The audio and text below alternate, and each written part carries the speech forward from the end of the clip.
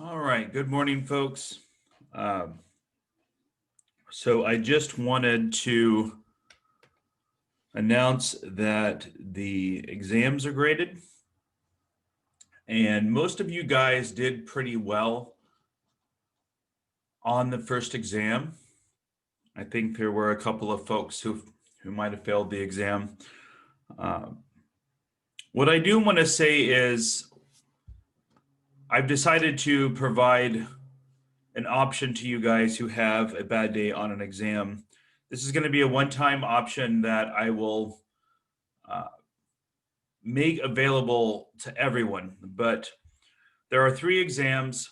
If you have a bad day on an exam, you can elect to get 1 retake on one of the 3 exams. Now, if you want to use it on your first exam, we can do that. And once I know for sure who wants to use that on the first exam, I can go ahead and open it back up, and whoever shoots me an email privately and you let me know I want to use my retake on the first exam, I will open another attempt for you, and that will be your retake, and you won't be able to get a retake on the second or third exam. So you can also save it, right? So if you can get to towards the end of the semester and wait to find out what your 3 scores are, and then at that point you can say, okay, now that I know which one is my lowest, I want to retake that one, right? That would be the most strategic way to do it, I would think.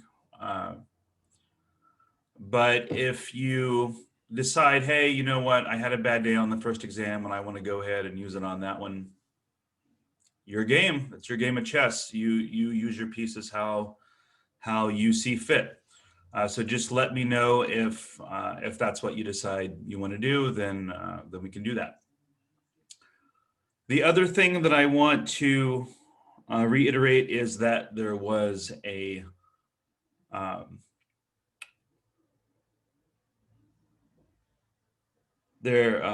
was a class meeting on Friday, and we did start chapter 6.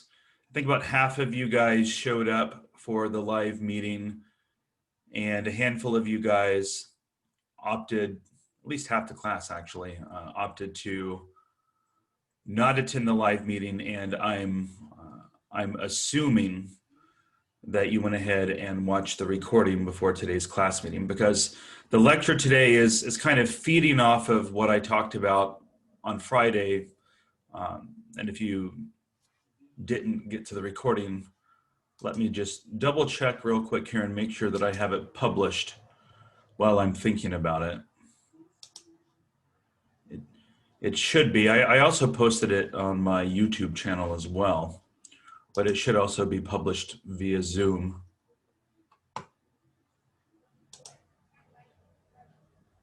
So it's there on Zoom, and the recordings, excuse me, it's there on the recordings in Zoom, and it's also up on my YouTube station as well. And I had to post it on my YouTube station because there was another section of students, my afternoon section, that was watching that as their Friday meeting as well. And I needed it to be available to them. And if I only had it available in the Zoom tab, then only this section would be able to see it. So I don't post all of my class meetings on YouTube. I was just sort of it's a special thing that I'm doing with the Friday class meetings. Okay. So watch the recording if you haven't already, because today's class meeting is feeding off of that. Today, we're going to begin by watching a film that is about 25 minutes long on the topic of learning, that's actually going to recap most of what I talked about on Friday. So if you haven't watched the recording from Friday, you'll somewhat be in luck, because most of what I covered in the Friday lecture is going to be re-summarized in this video. But in addition to that, this video is also going to be introducing the topic of today's lecture, which is operant conditioning, which is learning from the consequences of our behavior. So we'll see a recapping of classical conditioning, And then we'll see the concept of operant conditioning introduced as well. So let's go ahead and take a look at this film on learning, which is part of the somewhat older series on discovering psychology that I occasionally use in class, but it's still a solid series despite its age. And it's pretty old, but it's still solid. So let's take a look at the episode on learning, and then we'll unpack it more.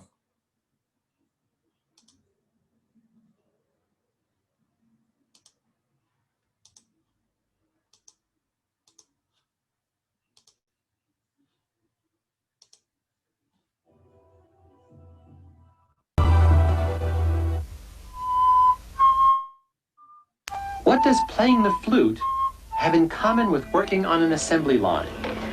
You might need to turn your... Why would a baby be scared of a gentle rabbit? How does a dog learn to operate an elevator? Atta boy. Good.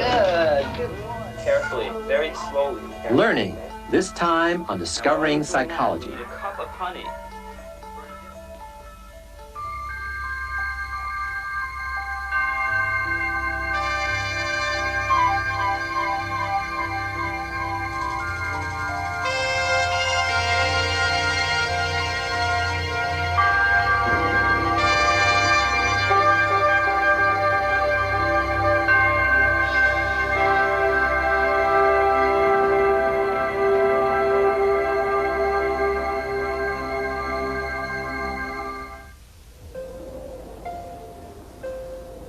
For every animal, the name of the game is survival. The rules are simple. Find food and drink.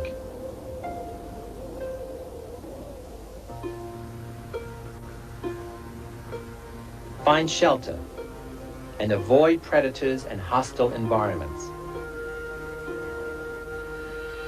Those who are best equipped to survive and who manage to mate will pass on their genes to the next generation. This is the true meaning of survival of the fittest.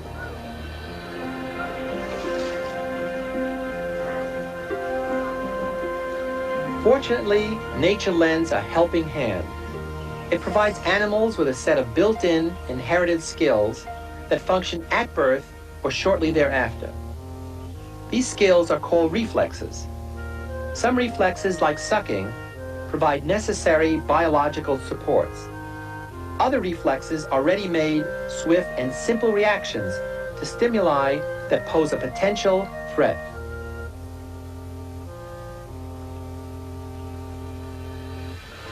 And nature also provides more complex patterns of reaction, known as fixed action patterns. For example, the annual upstream journey of salmon to spawning grounds. These are sequences of actions triggered automatically by particular environmental and biological events and performed in the same way by every member of a species. These birds will migrate to the same destination at the same time of every year.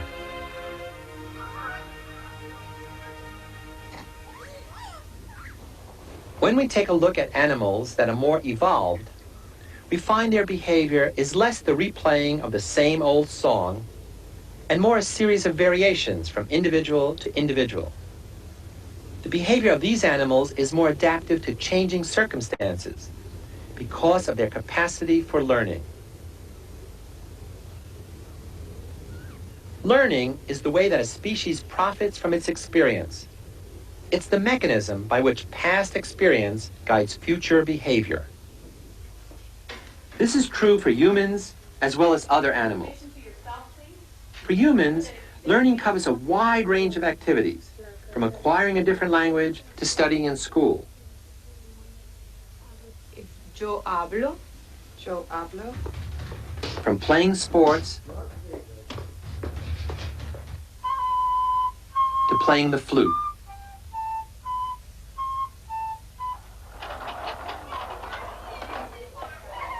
In the process of learning, an individual's behavior is modified. He or she acquires new habits, and new ideas are put into practice. Can you mix up all these dry ingredients?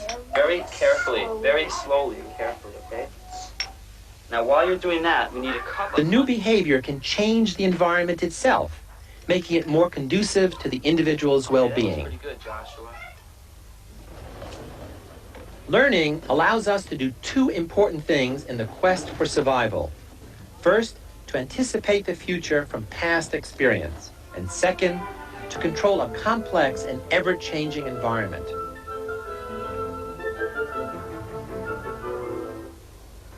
Traditionally, learning has been studied in laboratories like this one, using animals as subjects, in part because it's easier to conduct controlled experiments with animals than it is with humans, and also because animals are like humans in important ways.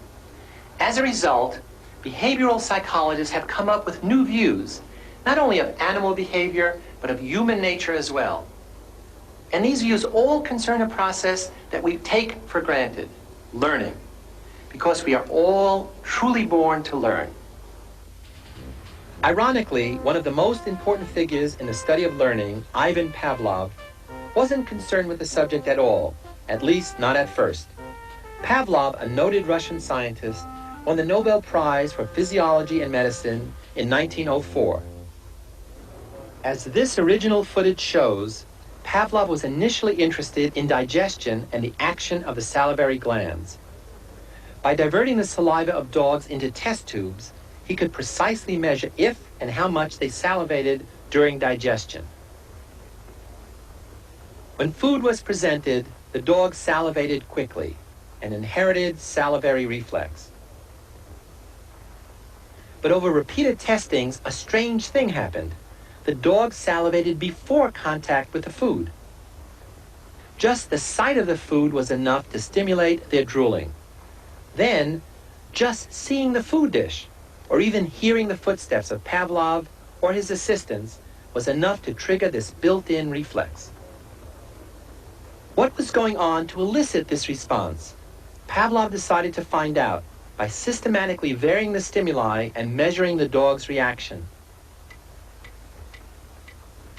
Metronomes, lights, and bells were all used as stimuli, and they all worked as stand-ins for the food.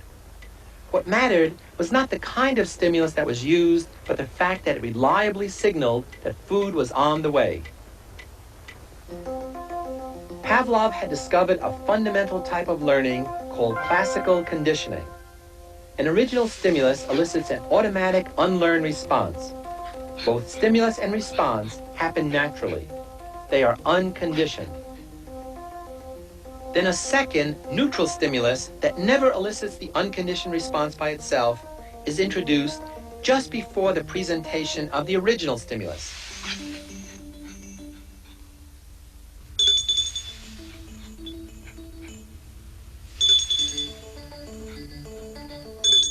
If the neutral or signaling stimulus is presented alone, and a response occurs as if the original stimulus were still there, we say that conditioning has taken place.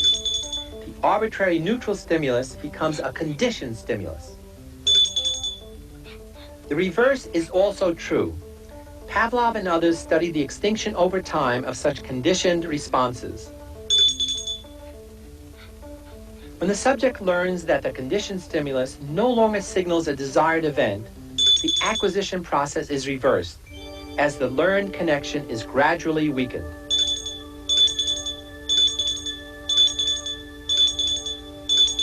Pavlov's work, and the work of those who followed him, led to a remarkable conclusion. And that is, any stimulus an organism can perceive is capable of eliciting any reaction the organism is capable of making. This means that virtually any sound, sight, or smell can influence the way our muscles tense or relax, our moods fluctuate, or even the way our attitudes are formed. For instance, if I say, relax, and then do this, you're going to be startled and upset. After 5 or 6 pairings of relax, just saying the word relax is going to generate a negative response rather than its usual learned reaction. Classical conditioning can be so powerful, in fact, that it can actually make us sick by suppressing the body's immune system.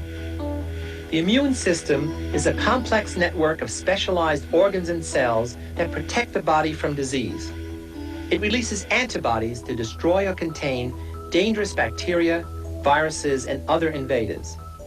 When the immune system is conditioned not to work, the results can be devastating. At the University of Rochester Medical School, researcher Robert Ada and his colleague Nicholas Cohn conditioned rats to dislike something they usually like very much, the taste of saccharin-flavored water. Ada discovered he had also unintentionally conditioned the rat's immune system to shut down. We were pairing a saccharin-flavored drinking solution with an agent that produced a temporary stomach ache in rats using a drug called cyclophosphamide. And indeed, we found, as we expected, that the more of the saccharin they consumed, the stronger was the aversion to the taste of saccharin when it was paired with this drug that made them sick. Over a month's time, giving these animals repeated exposures to saccharin instead of their usual water, some of the animals died. Now, this was an experiment in which animals should not have died. There was no reason for them to have died. And when this happens in an experiment when it's not supposed to, this is troublesome. You look for a reason why. It turns out that the drug we were using to induce this taste aversion is a powerful immunosuppressive drug. It suppresses immune responses. At the same time that we were conditioning the behavioral response, which was avoidance of the saccharin, we were also conditioning the effects of the drug, that is, an immunosuppressive response. Every time the animal was exposed to saccharin, there was an aversion response, and there was also a suppression of the immune system. So even the immune system may be influenced by conditioning. We can learn to become sick and possibly die. Classical conditioning is not the only kind of conditioning. While Pavlov had shown the importance of learning relationships between two stimulus events, an American psychologist named Edward Thorndike pioneered the study of another kind of learning around the turn of the century. Thorndike was interested in how individuals learn solutions to the complex puzzles the world devises. How do we and other animals learn the habits and new skills that enable us to find our way through life's mazes? By carefully observing, measuring, and quantifying the performance of experimental animals, Thorndike discovered the type of learning we call instrumental conditioning. Thorndike's animals work by trial and error. The actions that brought reward, that is, the actions that were instrumental to achieving a goal, became learned. To Thorndike, it's the consequences of what an individual does that most influence the learning process. Thorndike's law of effect states that learning is controlled by its consequences.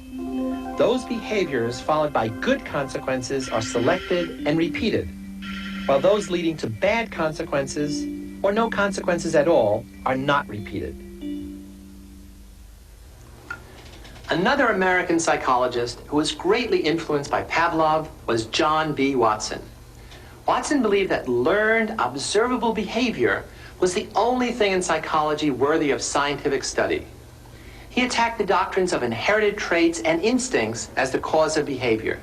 Instead, he spoke of the unlimited power of conditioning and environmental control to mold the behavior of animals and humans alike.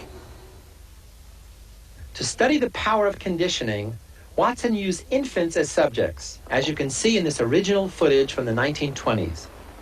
Watson showed that strong emotions could be learned in one situation by conditioning and then generalized, that is, transferred to other similar situations without having to repeat the original conditioning. Watson and his assistant, Rosalie Reyna, conditioned the infants to fear a white rat they had liked at first. In this case, they worked with an 8-month-old called Little Albert. Each time the rat was presented, a loud gong was struck, startling the infant. Soon the appearance of the rat alone was enough to make him cry and become fearful. This was classical conditioning at work. When the child crawled away from the rat towards safety, Her behavior was rewarded in that her fear was reduced. Instrumental conditioning was now at work. Later, when the children saw any stimulus that was similar to the rat, a rabbit, a dog, a fur coat, a mask, their learned fear was generalized to all of them. The once fearless children were now easily frightened by a host of harmless things. Watson's pioneering study was controversial because of the way he used children. Such an experiment could not be conducted today because of strict ethical guidelines governing the treatment of all research subjects, humans and animals. A few years after the demonstrations, an associate of Watson, Mary Cover Jones, developed techniques for removing naturally conditioned fears in youngsters. Jones was the first behavior therapist. But these techniques came too late for some of Watson's subjects. Little Albert's fate remains unknown. Another towering figure in the study of learning is Harvard psychologist B.F. Skinner. Skinner has built upon the ideas of Pavlov about experimental control and conditioning, upon Thorndike's emphasis on the importance of environmental consequences, and upon Watson's focus on observable behavior. Psychology is a science of human behavior, supported by the science of the behavior of other organisms, but human behavior is distinguished by a particular change in evolution which made it possible for the emergence of languages as special cultures. And of course, we include in a study of behavior what people say about their mental processes and what they say about their intentions and so on. For many psychologists, behavior is explained as an effect of internal processes, either mental or neural. For them, behavior is seen as the outward expression of what's going on inside. But Skinner disagrees. His research investigates behavior in terms of its relationship to environmental variables that precede and follow it. You can think of it as psychology's ABCs: antecedents, behavior, consequences. The behavior is something which occurs, first of all, for other reasons. It occurs because it is part of the genetic endowment of the individual, or because it has been reinforced in other ways.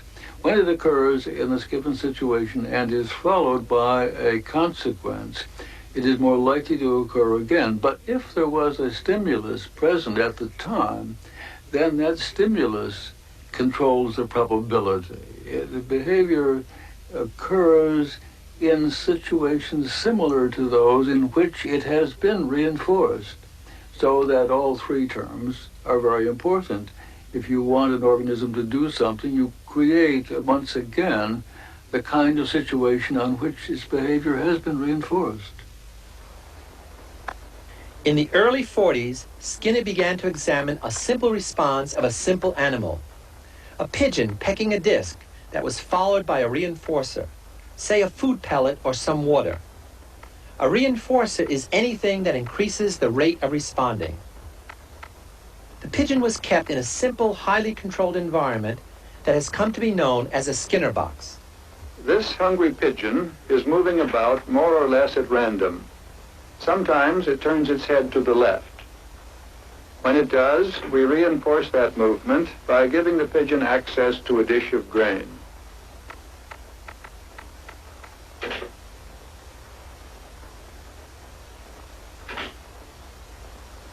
Once the pigeon has been reinforced for a slight turn to the left, we can wait for it to turn a little further.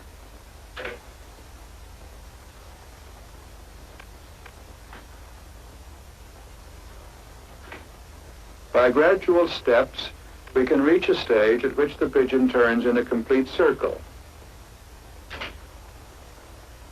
The pigeon has learned to make the response because it has been reinforced for successive steps leading to the final pattern. Eventually, Skinner created a psychologist's assembly line where behavioral data were the end product.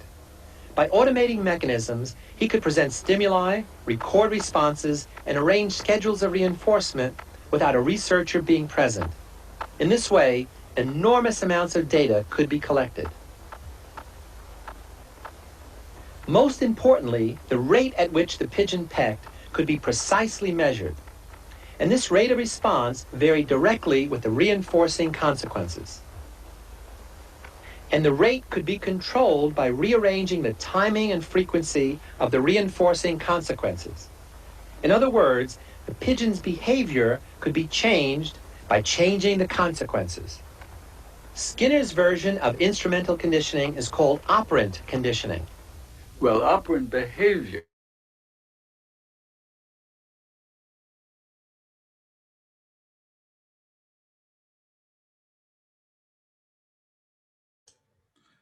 All right, so I'm going to stop the video there at that point because that's exactly where I want to pick up our lecture here.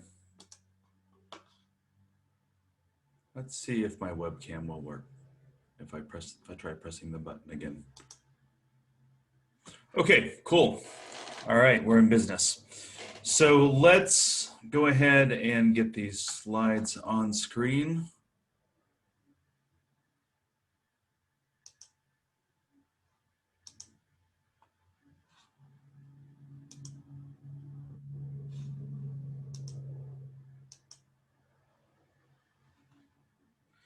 Okay, so we spent a fair amount of time last time talking about classical conditioning and its discovery, and that video was a good recapping of that, and also a good introduction to the next type of learning that I want to spend a fair amount of time discussing, operant conditioning. So classical conditioning is the type of learning in which we learn that two things are associated. As we've talked about, as we've seen with Pavlov's dogs learning to salivate in response to the bell, they learned that the bell was associated with food in that case. Classical conditioning is the type of learning that happens to us kind of inadvertently by sort of sheer happenstance. Operant conditioning, we play a more active role in the sense that operant conditioning is the type of learning that occurs when we learn from the consequences of our behavior. And it was called operant conditioning by B.F. Skinner because it's the type of learning that takes place when we operate on our environments and produce consequences. And those consequences affect the likelihood of whether or not we're going to engage in that behavior in the future. So operant conditioning was the terminology that was coined by B.F. Skinner.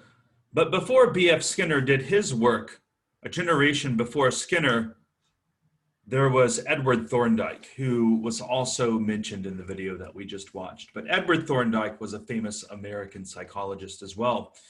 And perhaps one of the most enduring contributions made by Thorndike to psychology was the development of the ASVAB test, which those of you who have been in the military or are in the military or are thinking about joining the military, you'll be familiar with the ASVAB. This is a test that recruits take that is part of the process of enlisting in the military.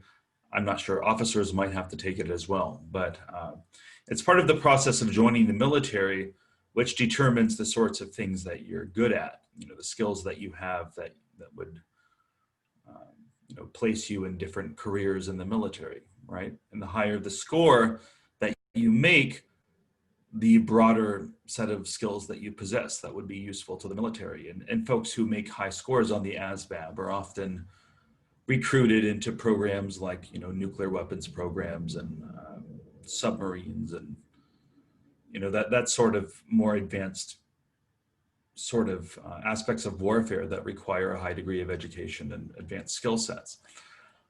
But it was Thorndike who actually developed the earliest version of the ASVAB test for the military.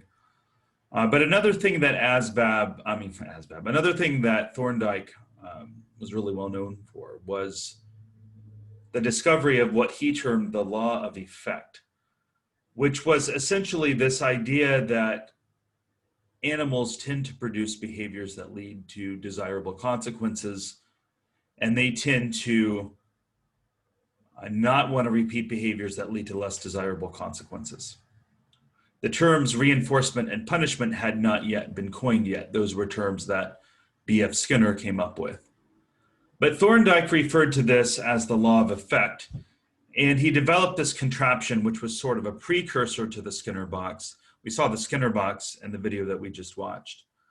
But the Thorndike box was sort of the precursor to the Skinner box.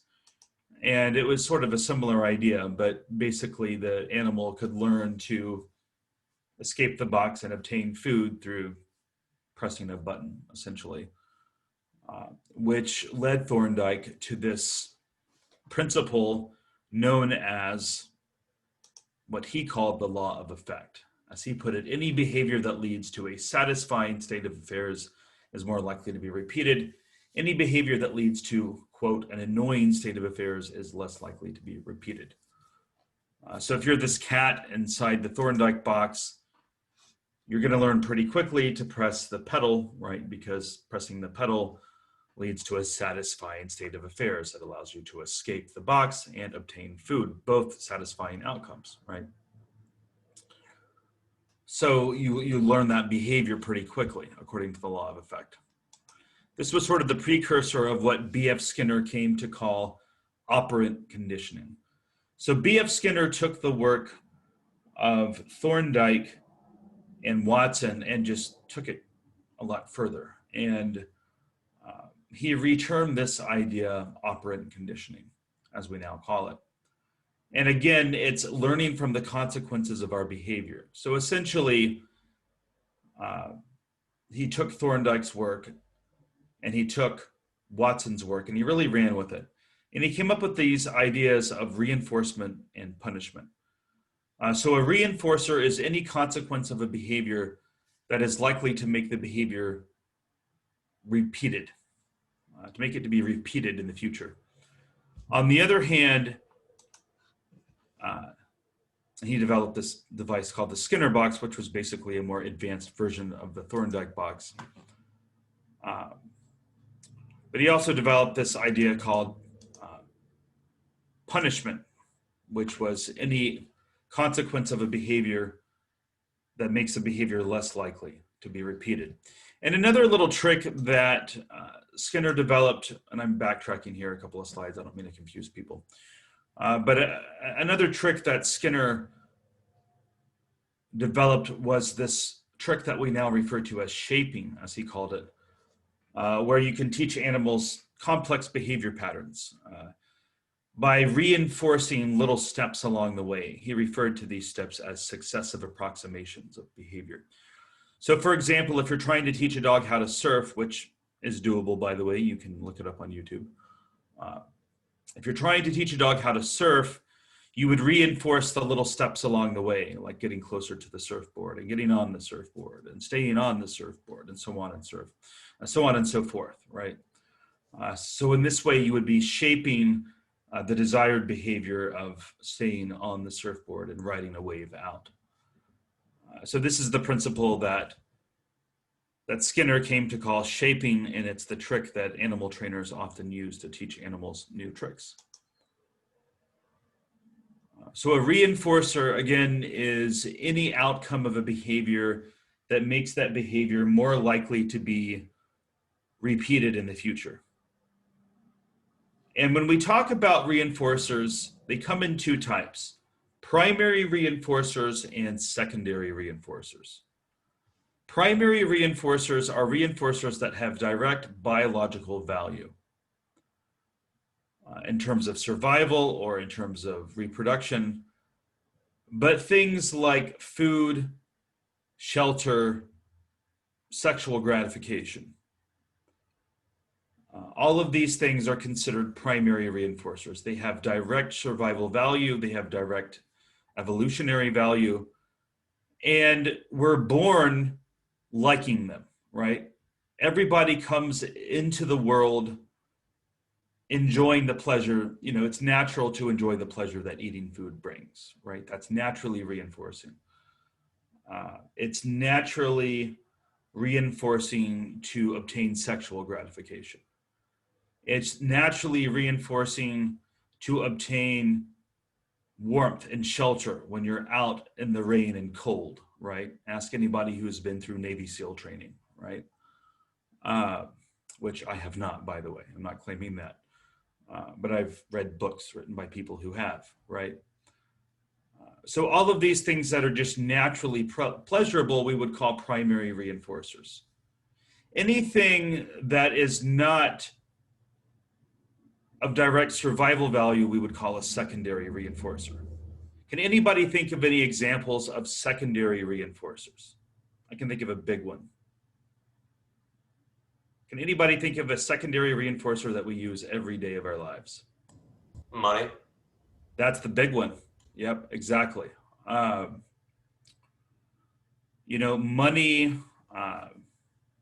maybe time on the phone, because, it provides social connection, which is innately reinforcing. But money is the big secondary reinforcer that we all use every day, right? It's what makes the world go round, at least socially. Nicotine. Nicotine, once you've learned to be addicted to it, at that point, maybe it's become a primary reinforcer. But at first, right, the reason why people take up a smoking habit is to fit in socially, or to, get a little bit of extra break time at work. But then you start to become addicted to the nicotine itself, and it starts to become, in and of itself, addicting. Eventually, it becomes primary, right? Where you don't feel like you can function without it. So, sometimes, when it comes to addictions like that, things might start out as being secondarily reinforcing, but if you become truly physically addicted to it, like alcohol would be another example. There are alcoholics who have to have a shot or two of hard liquor when they wake up in the morning, like a normal person needs coffee when they wake up. These people need a shot or two of booze, or they'll start to have seizures. Literally, they're that physically addicted to alcohol, right? So when you start to become physically dependent upon something, you might start to reach that point where it's, needed for survival. But you could say that the seizures are a negative reinforcer. Like, wow, if I don't have alcohol, well, that's gonna suck. Yeah, and that's actually a great segue into. That's actually a great segue into the next slide. I couldn't have provided a better one. Thank you, Brandy. Right. There are two types of reinforcement and punishment. There's a positive form of each and a negative form of each. And this is where people start to get confused on the terminology in this chapter. Everybody's with me up until this point, I think, and this is where people start to lose the instructor. People start to get confused. We got a little Pavlov chart going here at home. Right. So you start to talk about positive and negative, and the terminology starts to get a little bit more confusing for a lot of folks. So the first thing that I want to say when we talk about positive and negative is when you see the word positive in front of reinforcement, think addition. And when you see the word negative in front of reinforcement, think subtraction. And think the same thing for punishment too. So when you see the word positive in front of punishment, think addition. When you see the word negative in front of punishment, think subtraction. So in either case, whether we're talking about punishment or reinforcement, positive means addition and negative means subtraction. All right, these are mathematical terms. These aren't value judgments. That's the first thing I want to say to clear up confusion. So if you think of these as mathematical terms and not value judgments, I think that clears a lot of the confusion. So when we talk about positive reinforcement, we're talking about a consequence that's added that makes a behavior more likely to be repeated. When we're talking about negative reinforcement, we're talking about a consequence that is removed that makes the behavior more likely to be repeated. So in the case of alcohol consumption in the morning, like Brandy was talking about, if you're drinking a shot or two of alcohol in the morning to ease anxiety or to ease the shakes, or to, if you have severe alcoholism, avoid delirium tremens, which would be those seizures that I was talking about. If you're consuming a shot or two of alcohol in the morning to avoid any of those things, to avoid anything, actually, that's negative reinforcement, because you consume the alcohol and you've avoided anxiety. You've avoided seizures. So if there's an avoidance contingency, as we would call it, you're removing something that you don't want from your life, essentially. Either you're drinking to remove it once it's started, or to avoid it altogether, right? Either way, there's an avoidance contingency going on here, right? So when we talk about negative reinforcement, we're talking about a behavior that works upon avoidance, basically. We're talking about when you engage in a behavior, something that you don't want is removed. You drink alcohol, seizures go away. You drink alcohol, anxiety goes away. On the other hand, behaviors that are positively reinforced are behaviors that are maintained through a consequence that's added to your life. So for example, every other Friday, and this past Friday happened to have been one of them, woohoo, and maybe for some of you guys as well, but every other Friday, twice a month, I get paid, right? My employer, Pensacola State College, deposits my paycheck into my bank account. And it's always a day that I look forward to. And I'm sure those of you who get paid in a similar way look forward to payday just like I do, right? But what would happen if, what would happen, anybody in the class, what would happen if your employer quit paying you? How long would it take you to stop going to work? How many missed paychecks would it take, before you said, you know what, I'm not going to go to work anymore? One, maybe, right? That's about as much as you could put up with, right? Who else? Zero, right? How many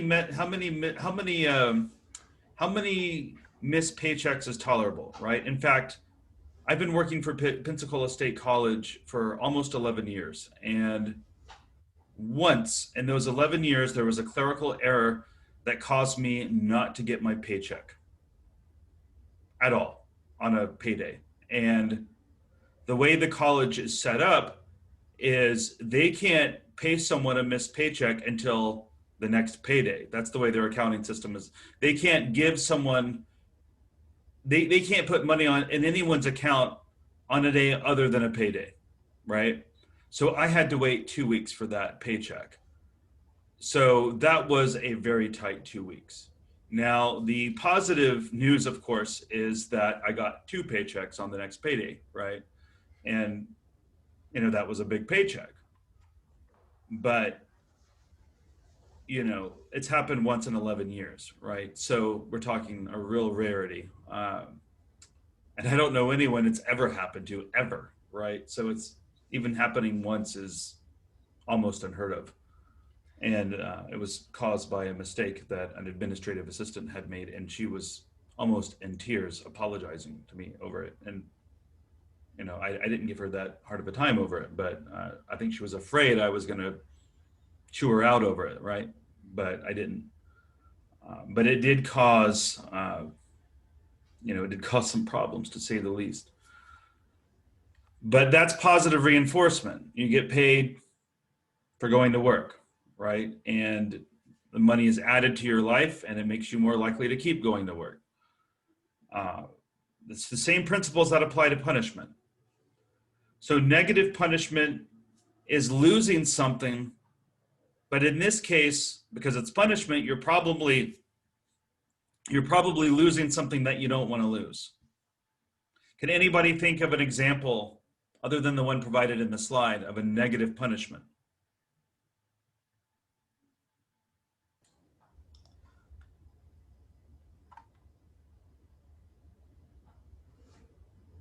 Like in general? What's that? Like in general? Yeah. Okay, if you misbehave, your parents take your phone away? Yeah, they take your phone away, or your driving privileges, right? So when I was 16, Like many other middle class kids growing up, I got my driver's license and my first car, right? It was a used car, but it was a used Mustang, and I was very glad to have my first car. And That's I most got suburban caught, kids. right? And it was too fast of a car probably for a 16-year-old, but you couldn't have told me that at the time. But I got some speeding tickets, and I did some things I wasn't supposed to do in that car, and I got my driving privileges taken away for a while, right? Not by the DMV, by the way, but by my parents. Before I got to that point with the excessive points, I lost privileges for a while, right? That's negative punishment. Positive punishment is a consequence that's added to your life, that's intended to make you decrease the behavior. So can anyone think of an example of a positive punishment that's used by a lot of parents? Controversial, but used by a lot. Spanking. Spanking, yeah, exactly.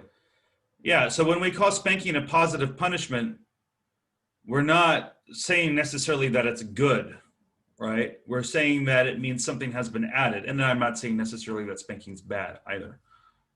It's controversial, I will say that. There are a lot of psychologists who are against it. And the argument that you will hear among psychologists who are opposed to spanking, the most common argument that I hear among my colleagues who are opposed to it is that it teaches children that violence is a way to resolve problems. My response to that, though, is, yeah, so what? I hate to sound glib, but we live in a world where physical events happen, and sometimes in this world, your physical well-being may be threatened by someone as an adult. There may be people in this world who mean you harm that you may encounter one day. And the appropriate way to meet such individuals may be with physical violence. That's my response to that. I know that sounds kind of brutal in Stone Age, but I don't know. What do you guys think of my argument on that? Anybody have a counterpoint to that? Maybe I'm wrong. What do you guys think? I think that they're afraid that someone's going to grow up to think that they might become violent just when somebody is like frustrating them. Because usually when you get spanked as a child, your parents are totally pissed. And so if you might grow up to feel that if you are feeling that, then maybe it's okay to hit people. I don't know. Fair enough. I was spanked. I only ever hit anyone like once, but I'm also a girl, and I'm maybe less likely to hit people than dudes. So. You're also military too, right? So you've got some training that might make you a little bit more confident about your ability to handle yourself, perhaps, would you say? I'd say so, yeah. Right. So again, I'm not promoting violence. And again, I'm not promoting corporal punishment in the sense that I think it should constantly be used, right? I think it should be used extremely sparingly. I was spanked growing up, so maybe I'm biased in this. And I'm a pretty laid back, chill person. And, I'm pretty hesitant to resort to violence myself as an adult, although I can think of one occasion actually when my wife and I were walking through San Francisco, right? And there was this mentally ill homeless dude who was looking like he was going to try to put his hands on my wife at one point. And I had to rough that guy up. And I don't apologize for that. If you're threatening my wife's well-being or someone I care about, you're going to get roughed up, and I'm not going to apologize, and I will take whatever legal consequences come as a result of that. And in this case, thankfully, there were no legal consequences. And that's the only time that I can think of in my entire adult life where I've actually ever had to get physical with someone. This was a mentally ill person who couldn't be reasoned with, right? And there were no police around. I totally connect though with the point though that we don't want to teach children that violence is the way to resolve everyday run-of-the-mill conflicts, right? With coworkers, with just people you don't get along with, right?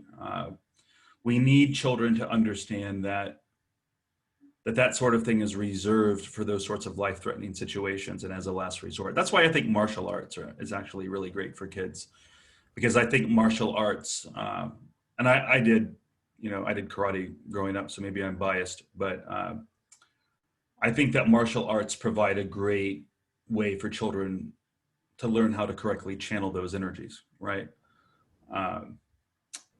And maybe I'm wrong, maybe the negative psychological impacts of corporal punishment do more harm than good. And there are a lot of psychologists who seem to point to some research that would seem to suggest that. Again, I come from the bias of having been a kid who was raised with corporal punishment. I received my fair degree of ass whippings, as they were called growing up, right? And, I think I'm a pretty chill, nonviolent kind of guy growing up. But again, that's a sample size of one, and that is not science. But any other thoughts on that before we move on the whole corporal punishment debate? Any other counterpoints of, is there something I'm missing? Yeah, I don't know why, but sometimes it just doesn't work on children. I've seen it before, and just even with whipping or all that, it just does not work with some people. Like my little brother and all that is 6 years old. He's partially autistic. It does not work on him. It just does not at all. Yeah, and that's true. It does not mentally register. There, in that there are some kids who actually, where all you're doing is just causing frustration and suffering unnecessarily. And this is really where, knowing the child is really important. And also, knowing, that every child finds different things to be punishing, right? For example, a spanking from my grandma growing up was terrifying to me as a kid, but a spanking from my dad, I would have to hide the fact that it was laughable, because my dad, interestingly enough, my dad, before he passed away when I was 15, as a young man, my dad was a boxer, right? Before he let himself go with drugs and, kind of let his health go to hell in his late 30s when he died. But, my dad was a pretty buff, fit dude most of his adult life, and he was a boxer for many years. And I think he had this fear of hurting me, which actually is a healthy fear to have. But I think my dad was so afraid of hurting me when he would spank me that he would barely make impact with my rear end, right? I mean, they were like taps, basically. And because he was so terrified of hurting me, his spankings were basically a joke. But my grandma, man, my grandma would make me go, his mother would make me go, pick a switch. And, I was scared of a spanking from my grandma, but not from my dad. It was kind of funny that way. But also, what would upset me even more was the idea of losing my Nintendo for a week, right? Taking my Nintendo away for a week as a kid, man, just give me 5 licks and get it over with. I'd rather take the licks, right? So, I would have rather, even from my grandma, I would have rather taken the licks than lost my Nintendo for a week, right? You losing my Nintendo for a week, later Super Nintendo, Sega Genesis, that was punishment, right? So, you really got to know the kid. So I want to talk a little bit about schedules of reinforcement as sort of the last topic that we explore today. And then we'll have a teeny bit of material left to cover in this chapter on Wednesday, but we'll be pretty well on track with our schedule to start our chapter on memory next time as well.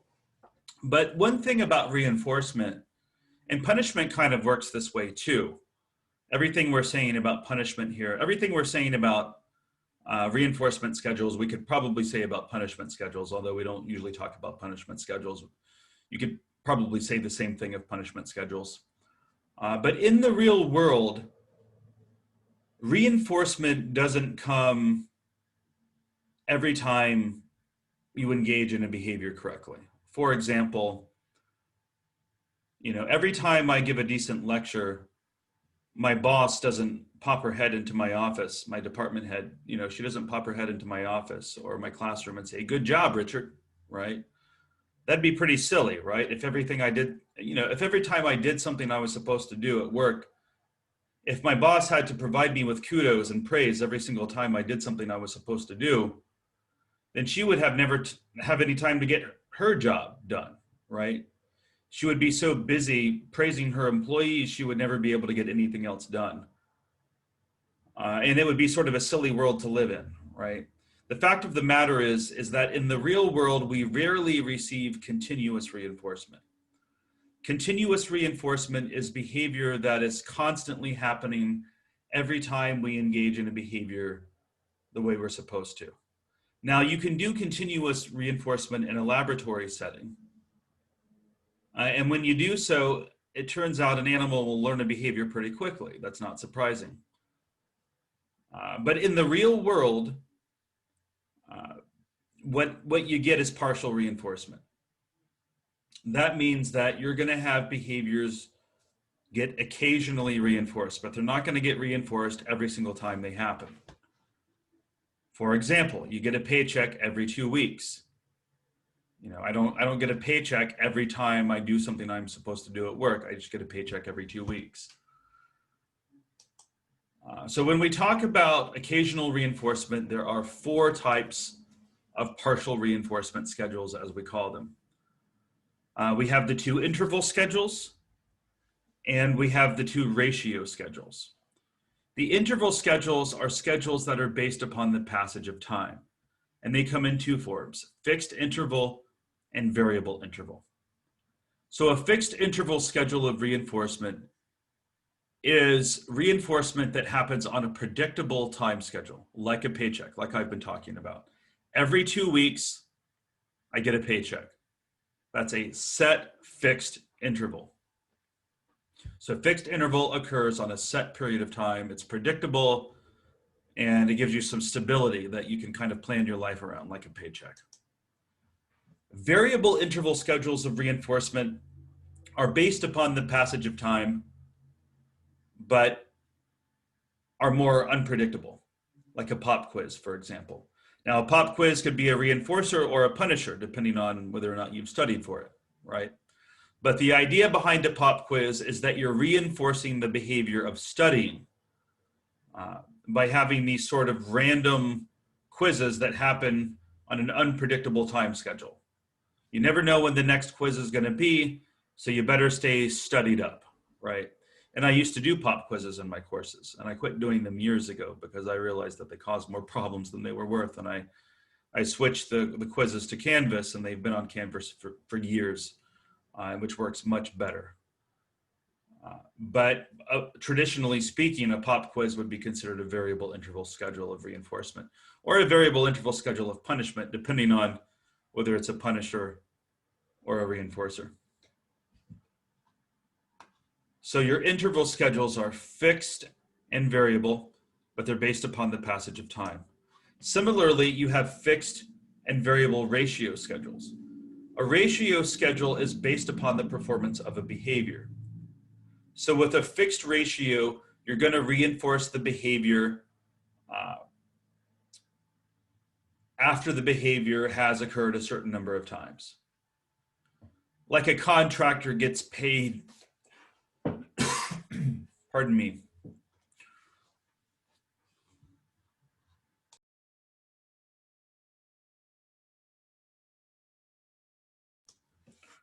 like a contractor. You get hired to do a job, right? Maybe to redo someone's insulation. And you get paid when you're done, or to paint someone's house, or to install storm shutters, or to trim someone's trees, right? But when you finish the job, you get paid. You get paid by the task. So contractors are really big on the fixed ratio schedule. And the cool thing about this schedule is it kind of motivates you to get more work done, right? Because you don't get paid until you get the job done. And that's what fixed ratio is all about. Variable ratio is like a slot machine. This is the schedule of reinforcement that is completely unpredictable, like a slot machine. So when you play a slot machine, you don't know whether you're going to lose money or make money, right? You don't know when the next reinforcer is going to come. So that keeps you coming back to play again and again, right? So slot machines are very habit forming because you never know when the next payoff is going to come. You think this one's going to be the one. And this is how people form gambling addictions. But that's what the variable ratio schedule of reinforcement is all about. You never know when the next reinforcer is going to arrive. So it keeps you coming back again and again, just like a slot machine. All right. So a few words on punishment. So punishment is one of those things that in behavioral psychology we like to use sparingly.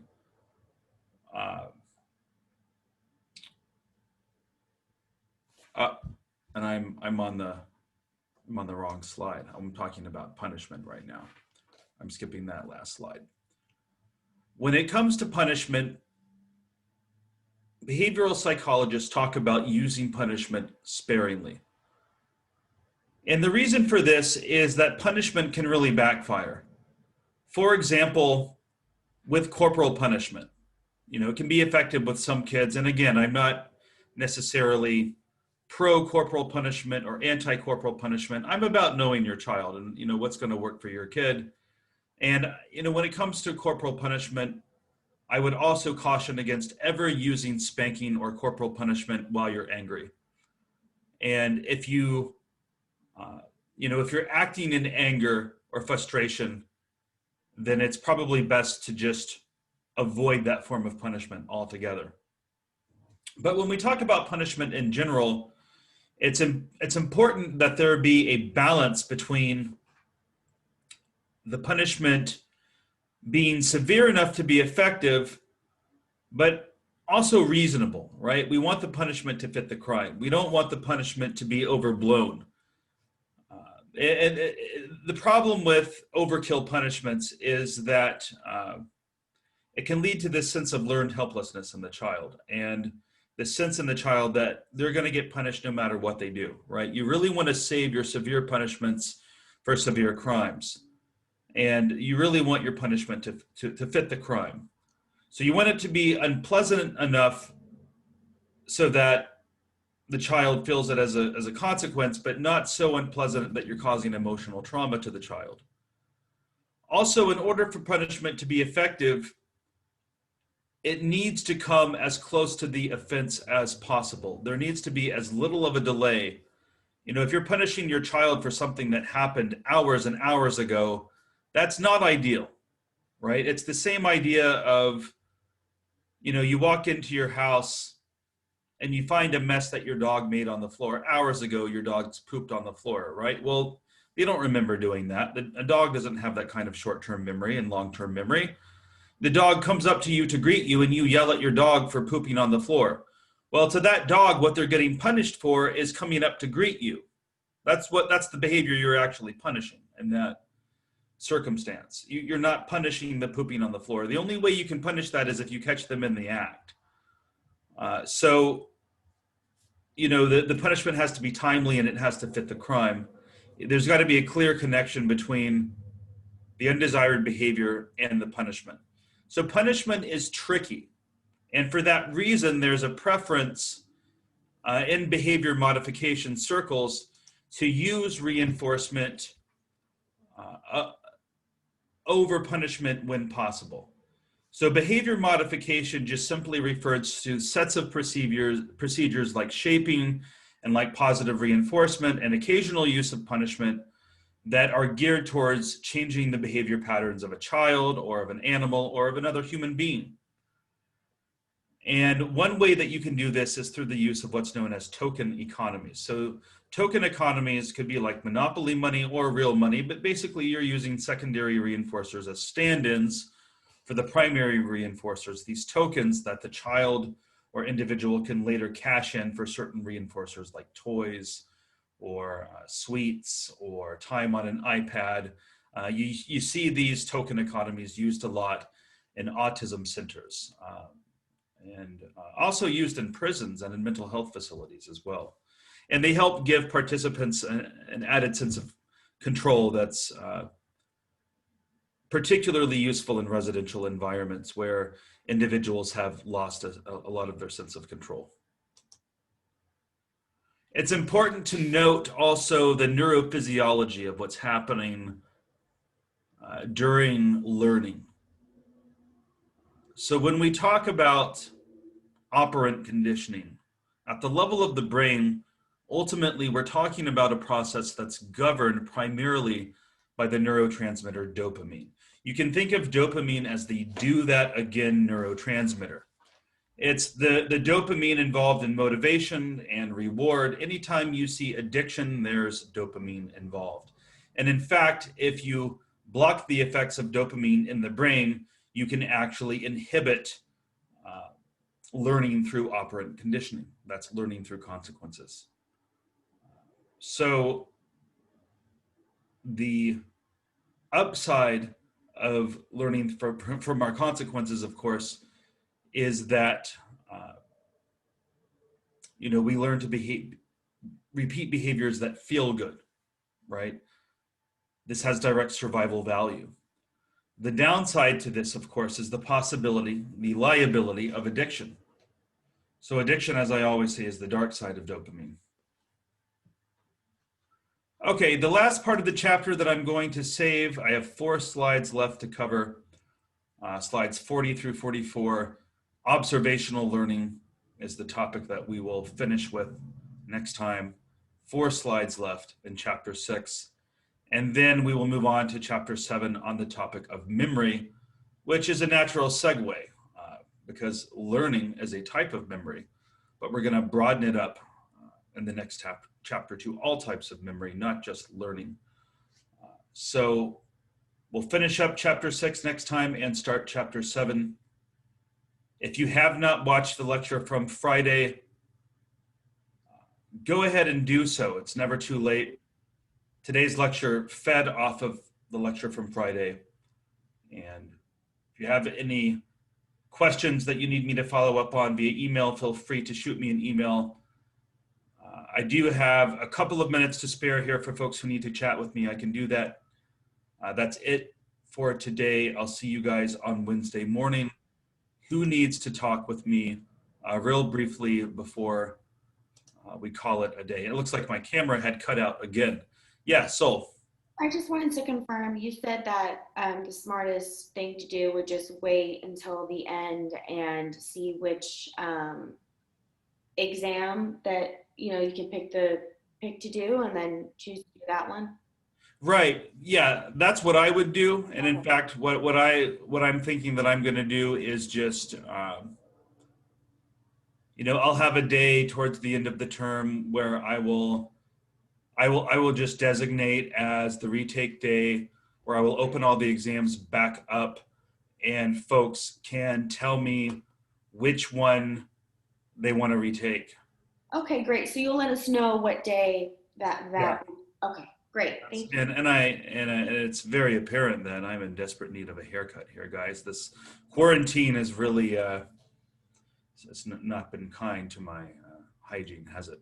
I need to get a trim desperately.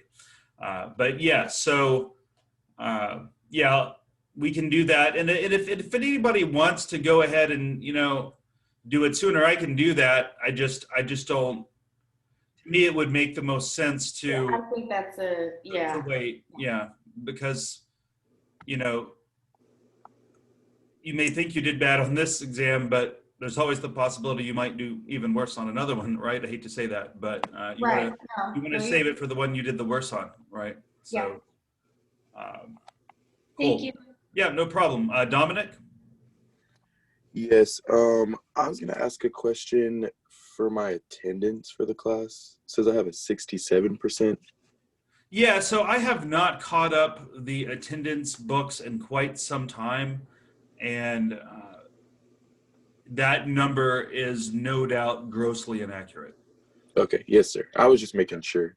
Yeah, so I have not been doing the greatest job of keeping those attendance logs updated. That's something I actually is on my to-do list because students have started to notice that, like, hey, it's not accurate anymore. So, I apologize for that. It will be accurate soon. Yes, sir. Thank you. All right. Have a good afternoon. You too. Bye-bye.